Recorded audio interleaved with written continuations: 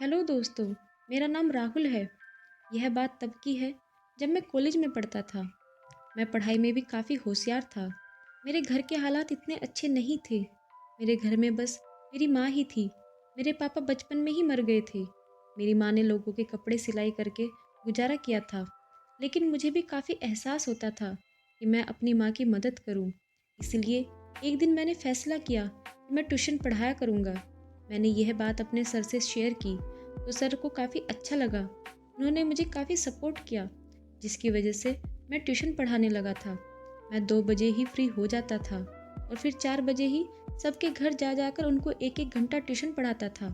मेरी माँ भी काफ़ी खुश हो गई थी क्योंकि मैं इस वजह से काफ़ी अच्छा कमा लेता था। दिन गुजरने लगे थे। एक दिन मेरे सर मुझे कहने लगे, बेटा, मेरी एक बेटी है जो कि 10वीं क्लास में पढ़ती है। अगर तुम उसे पढ़ा दोगे तो मैं तुम्हारा एहसानमंद रहूँगा। मैं भी हैरान हुआ था क्योंकि वह तो खुद एक टीचर थे, तो वह अपनी बच्ची को खुद भी पढ़ा सकते थे। लेकिन कहने लगे, मेरी बेटी बहुत शरारती है, मुझसे नहीं पढ़ती है। अगर तुम मेरी बेटी को पढ़ा दोगे तो मैं तुम्हें काफ़ी अच्छे पैसे दिया करूँगा।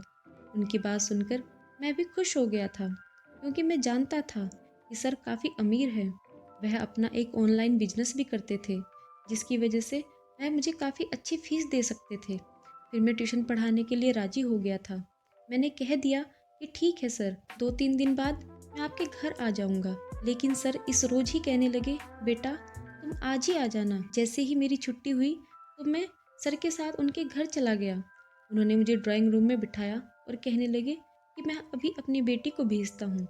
मैं 3-4 मिनट इंतज़ार किया। कुछ देर बाद उनकी बेटी जैसे ही ड्राइंग रूम में आई तो मैं उसे देखकर हैरान हुआ था क्योंकि वह तो बहुत ही खूबसूरत थी।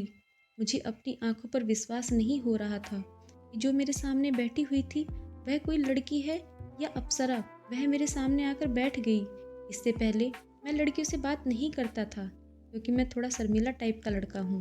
मेरी माँ ने मेरी परवरिश बहुत ही अच्छी की है। मेरी कोई बहन नहीं थी, मैं इकलौता ही था। इस वजह से मैं काफ़ी सम्मान से उस लड़की से बात कर रहा था। कुछ देर मैं उसे पढ़ाता रहा। उसके बाद मैंने उससे कह दिया कि आज के लिए इतना काफ़ी है। यह कहकर मैं घर चला गया। लेकिन मेरा दिमाग अभी भी इस लड़की के बारे में सोच रहा था। उस लड़की का नाम चांदनी था। चांदनी बहुत ही खूबसूरत थी। चांदनी मुझे काफ़ी ज़्यादा सीरियस तबीयत की लग रही थी। देखने से लग ही नहीं रहा था कि वह शरारती भी हो सकती है। पर अगले दिन मैं हैरान हो गया क्योंकि मैं बिना बताए चांदनी के घर चला गया था। जब मैं चांदनी को हॉल से देखा तो मैं जल्दी से अपनी आंखें झुका ली क्योंकि मैं नहीं चाहता था कि मैं उसे देखूं। वह अपने फ्रेंड्स के साथ खेल रही थी।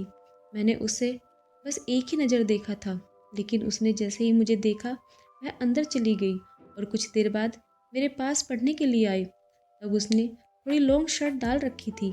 इससे पहले तो उसने बहुत ही मिनी टॉप पहन रखा था। कहने लगी, सर, कल मेरा टेस्ट है। मैंने उसे टेस्ट की तैयारी करवाई और उसे वार्न किया कि तुमने इस टेस्ट में बहुत अच्छे नंबर लेकर आने हैं क्योंकि मैंने तुम्हें बहुत अच्छी तैयारी करवाई है। मेरी बात पर कहने लगी, नहीं सर, मुझे बायोलॉजी बहुत मुश्किल लगती है। मैं अच्छे नंबर तो नहीं ला सकती, लेकिन पास हो जाऊंगी। उसकी बात पर मैं हैरान हो गया था। पर इससे पहले कि वह रो देती, मैंने उससे कहा, चलो ठीक है, लेकिन अगर तुम फेल हो गई। फिर वह कहने लगी, फिर सर आप मुझे कोई भी सज़ा देना, मुझे मंजूर है। उसकी बात पर मैं शरारती अंदाज में मुस्कुराने लगा। मैंने कह दिया कि ठीक है, अगर तुम फेल हुई तो मैं तुम्हें सज़ा दूंगा। अब मैं उसका इंतज़ार करने लगा कि कब वह टेस्ट में फेल हो जाए और मैं उसे कोई सज़ा दे सकूं। ना जाने क्यों मुझे चांदनी को तंग करने में काफ़ी मज़ा आने लगा था। फिर अगले दिन भगवान ने मेरी सुन ली और वह टेस्ट में फेल हो गई थी। मेरा दिल खुशी से उछलने लगा था, लेकिन मैं बनावटी गुस्सा अपने चेहरे पर सजाया और चांदनी से कहने लगा, यह तुमने क्या कर दिया? मैंने तुम्हें इतनी अच्छी तैयारी करवाई थी, लेकिन तुम टेस्ट में फेल हो गई हो। वह कहने लगी, सर, आप मुझे जो भी सजा दें मुझे मंजूर है, पर मुझे पढ़ाया हुआ सब कुछ भूल गया था। मैं क्या करती? मुझे बायोलॉजी बहुत मुश्किल लगती है। वह बहुत मासूमियत से मुझे कह रही थी। मैंने उससे कहा कि मैंने तुमसे कल क्या कहा था? वह कहने लगी, आपने यही कहा था कि अगर मैंने टेस्ट अच्छा नहीं दिया और मैं फेल हो गई तो आप मुझे सज़ा देंगे। मैंने उसे कहा कि ठीक है, फिर क्या सज़ा चाहिए? वह कहने लगी, आप मुझे जो भी सज़ा दें मुझे मंजूर है। उसकी मासूमियत और खूबसूरती पर मेरा दिल बहकने लगा था। मैंने एक नज़र उसके ऊपर डाली। वहाँ हम दोनों के अलावा और कोई भी मौजूद नहीं था। मेरे साथ इतनी खूबसूरत लड़की मौजूद थी और उसकी सुंदरता को देखकर मेरा दिल बहकने लगा था। अजीब अजीब से ख्याल आ रहे थे। मेरे ऊपर शैतान सवार हो गया था। मैंने उसे धीरे से कहा, तो फिर ठीक है, मेरे पास आओ, मैं तुम्हें सज़ा देना चाहता हूँ। चांदनी बहुत ही मासूम थी। वह मेरी बात मान गई और मेरे पास आकर बैठ गई थी। मैंने उससे पूछा कि तुम कितने साल की हो?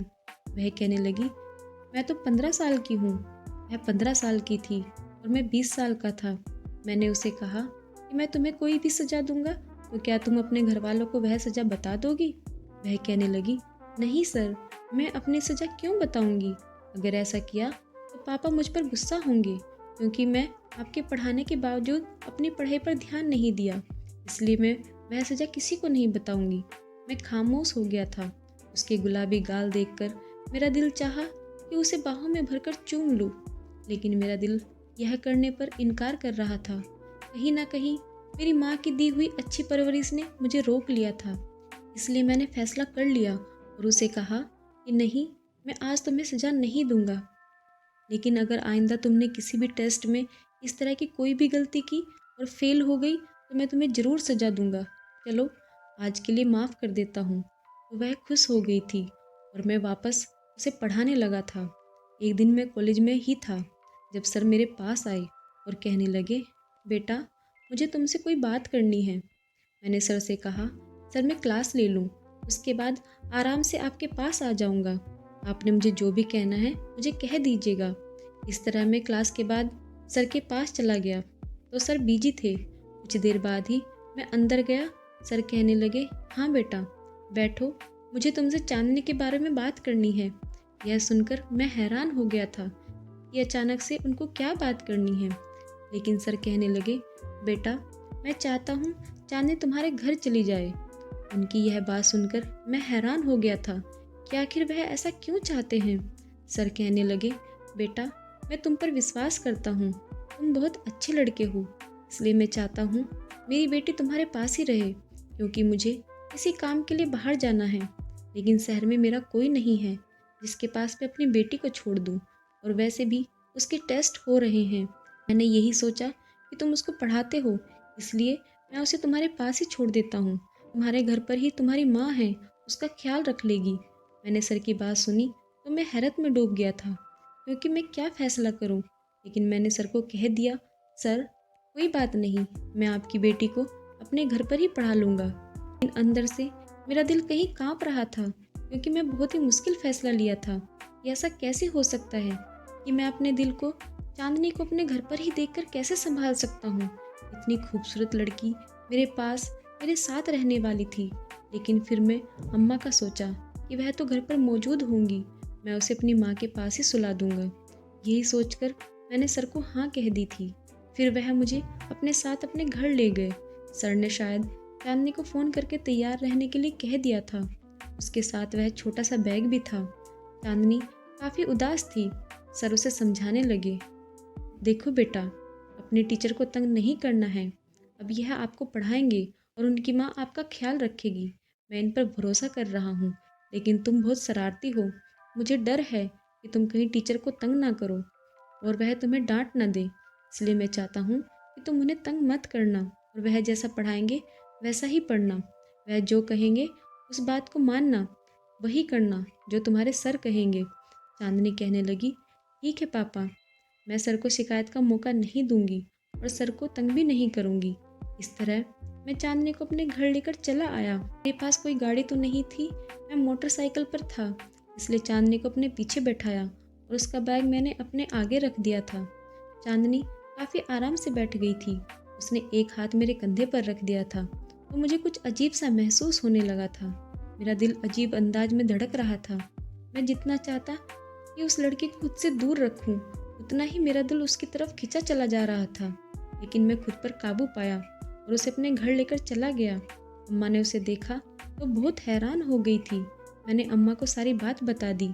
अम्मा कहने लगी, इधर आओ बेटा, मुझे तुमसे कोई बात करनी है। मैं अम्मा के साथ रूम में चला गया। अम्मा ने कहा, बेटा तुमने यह क्या कर दिया? तुम जानते हो ना कि तुम्हारी कज़िन की शादी है, जहाँ मुझे भी जाना है। वह शादी दूसरे शहर में है। मैं 3-4 दिन बाद ही आऊँगी और अब तुम चांदनी को लेकर आ गए हो तो वह अकेली कैसे रहेगी? अम्मा की बात सुनकर मेरे दिमाग में आया कि मैं तो भूल ही गया था। उनको तो एक शादी में जाना था। अब मैं क्या करता? मुझे काफ़ी अजीब लग रहा था, लेकिन मैंने खुद को समझाया और अम्मा को कहने लगा, आप इस समस्या का हल निकालो। अब ऐसा तो नहीं कर सकता कि चांदनी को वापस भेज दूँ, क्योंकि चांदनी के पापा चले गए हैं और अगर मैं सर को अब इनकार किया तो उन्हें अच्छा भी नहीं लगेगा। इसलिए ऐसा करते हैं कि आप शहर चले जाएं। मैं चांदनी को संभाल लूँगा। वह बहुत ही अच्छी बच्ची है। मुझे कोई दिक्कत नहीं होगी। माँ कहने लगी, नहीं नहीं, ऐसा नहीं कर सकते। मोहल्ले के लोग बातें बनाएंगे। मुझे गुस्सा आ गया। मैंने कहा, माँ आप मोहल्ले वालों की बातों पर कब से विश्वास करने लगी? आपको पता है ना कि मेरी नीयत कैसी है? या आपको अपने बेटे पर भरोसा नहीं? आप ऐसा करें, आप आराम से शादी में जाएं। सब कुछ मुझ पर छोड़ दें। अपने बेटे पर छोड़ दें। आपकी परवरिश पर कभी दाग नहीं आने दूंगा। मेरी माँ को मुझ पर विश्वास था और मुझ पर विश्वास करते हुए वह शादी में चली गई। अब इस घर में मैं था और मेरे साथ चांदनी थी। चांदनी मुझसे पूछने लगी, सर आपकी माँ कहाँ गई हैं? मैंने कहा, उन्हें कुछ काम से जाना था, रात तक वापस आ जाएंगी। मैंने उसे कुछ भी नहीं बताया और यही कहा कि अम्मा काम से गई हैं, वह जल्दी ही वापस आ जाएगी। मैं चांदनी को पढ़ाने लगा था। मैंने उसे बायोलॉजी समझा दी थी, लेकिन उसे समझ नहीं आती थी। वह कहने लगी, सर कल तो छुट्टी है, मुझे स्कूल नहीं जाना है, इसलिए बाकी का आप मुझे कल पढ़ा देना। मुझे भी याद आया कि कल तो छुट्टी है और मुझे भी स्कूल नहीं जाना था, क्योंकि हमारे कॉलेज में एक स्पोर्ट डे होने वाला था, इसलिए मैंने छुट्टी ही करनी थी। अब मैं चांदनी को कहा, ऐसा करते हैं तुम सो जाओ, क्योंकि वैसे भी कल छुट्टी है तो मैं तुम्हें कल बाकी सारा पढ़ा दूंगा। चांदनी कहने लगी कि ठीक है सर। मैंने उसको रूम का रास्ता दिखाया तो वह वहाँ चली गई, लेकिन फिर अचानक ही उसे मेरी माँ का ख्याल आया। वह कहने लगी, सर आपकी माँ तो अभी तक नहीं आई, वह कहाँ है? मैंने फिर से बहाना बनाया और कह दिया कि अम्मा रात तक आ जाएंगी, वह बस पास ही गई है, वह बहुत जल्दी आ जाएंगी। उसे मेरी बात पर विश्वास आ गया था, लेकिन अंदर से मैं परेशान हो गया था, क्योंकि मुझे अब लगने लगा कि मुझे ऐसा नहीं करना चाहिए था। मुझे उसे झूठ नहीं बोलना चाहिए, लेकिन मैं मजबूर था। मैं नहीं चाहता था कि चांदनी को पता चले कि घर में हम दोनों अकेले हैं और उसके दिल में मेरे लिए बदगुमानी पैदा हो जाए। वह अपने रूम में जाकर लेट गई तो मैं भी अपने रूम में आ गया। मैं गहरी नींद में था कि तभी मुझे ऐसा लगा जैसे अचानक आधी रात को मेरे रूम का दरवाज़ा खुल गया था। मेरे रूम में अंधेरा था। मुझे ऐसा महसूस हुआ जैसे कोई मेरे बिस्तर पर आकर लेट गया हो।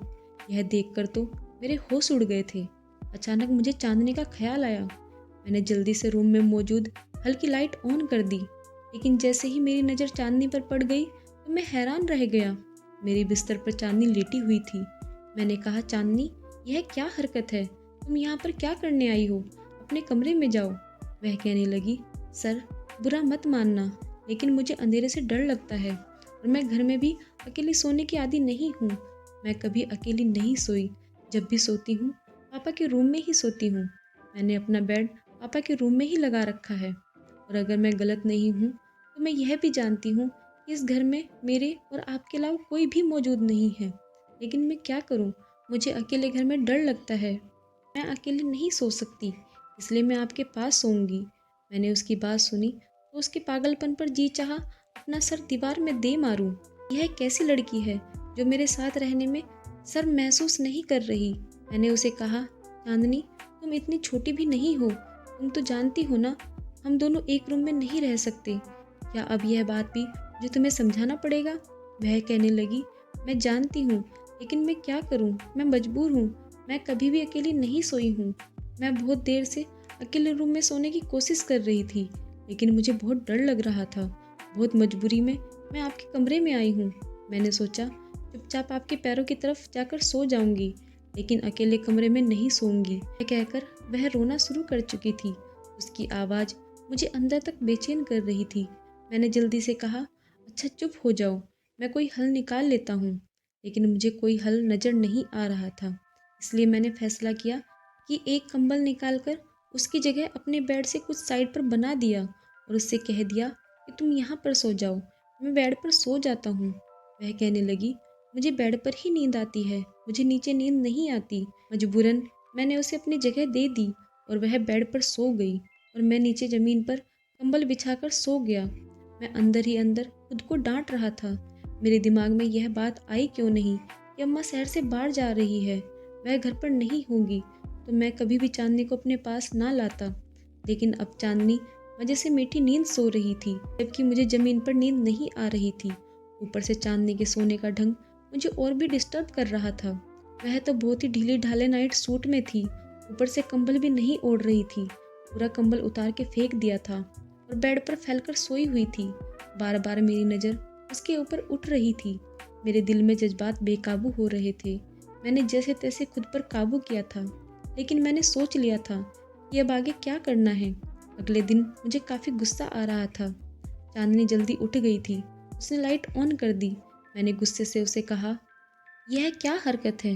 मैंने फैसला कर लिया था कि मैं अब उसे डांट कर ही रहूँगा और इतना डांटूंगा कि उसे पता चल जाएगा कि उसने क्या किया है।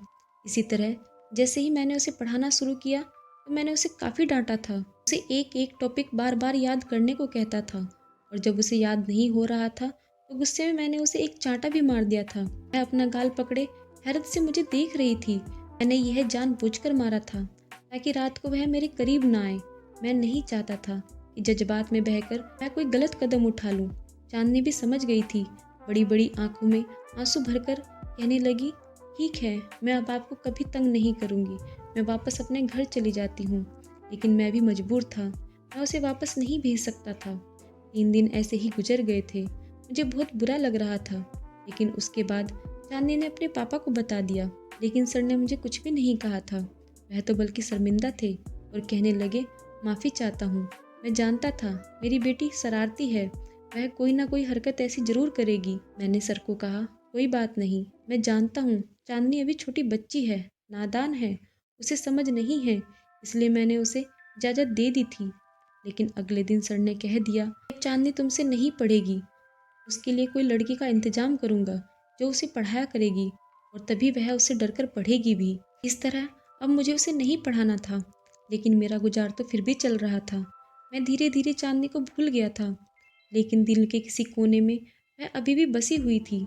जब मैंने उसको थप्पड़ मारा था और उसकी आंखों में आंसू चमक आए थे, उस पल को याद करता हूँ तो दिल में एक टीस होती है। मैं नहीं चाहता था मेरी वजह से चांदनी की आंखों में आंसू आए, लेकिन उस समय चांदनी को थप्पड़ मारना जरूरी था, नहीं तो वह उम्र के जिस हिस्से में थी कभी भी बहक सकती थी और मैं भी उस समय उम्र के नाजुक हिस्से में ही था। हम दोनों की उम्र बहक जाने वाली थी। अगर उस समय मैं कुछ गलत कर जाता तो जिंदगी भर खुद से नज़र नहीं मिला पाता और ना ही अपनी माँ के सामने नज़र उठाकर बात कर पाता। इसलिए मजबूरन चांदनी को सही रास्ता दिखाने के लिए उसे थप्पड़ मारना जरूरी था। 5 साल का समय गुजर गया था। जब एक दिन मुझे पता चला कि वह यूनिवर्सिटी पहुंच गई है तो मैं बहुत हैरान हुआ था, क्योंकि उस वक्त मैं बीएससी कर रहा था।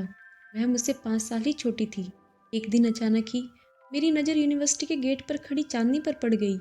मैं उसकी खूबसूरती को देखकर हैरान हो गया था। वह छोटी और शरारती नहीं रही थी, बल्कि बड़ी और समझदार बन गई थी।